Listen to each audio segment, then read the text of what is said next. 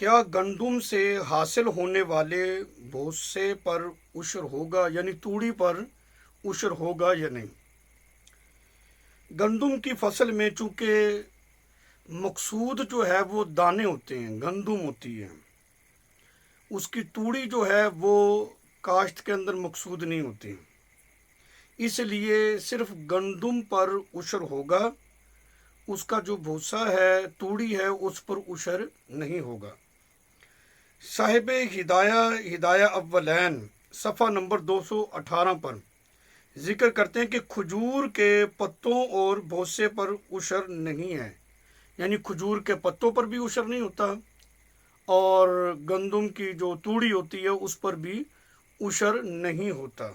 क्यों? वजह ये जिक्र की क्योंकि मकसूद खजूरें होती हैं, खजूरों के पत्ते नहीं होते, और गंदुम में अपना मकसूद जो है वो दाने होते हैं, गंदुम होती है, और जो भूसा होता है, तूड़ी होती है, वो मकसूद नहीं होती।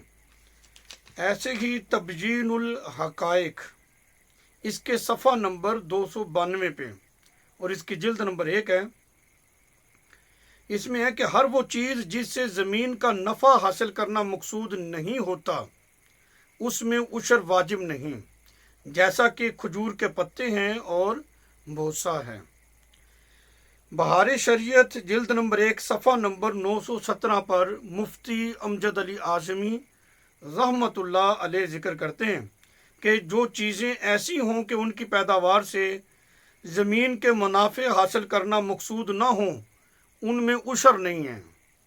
यानी उशर के लिए उसूल यही था कि जिस चीज़ को ज़मीन से नफ़ा हासिल करने की गर्ज से काश्त किया जाए, और जिसमें ज़मीन का नफ़ा हासिल करने का गर्ज ही नहीं है, मकसूद ही नहीं है, जिस तरह के खजूर में खजूरें मकसूद होती है, उसके पत्ते नहीं होते, और गंदुम की काश्त में मकसूद गंदुम होती है, उसके दाने होते हैं, उसका जो भूसा होता है वो मकसूद नहीं होता।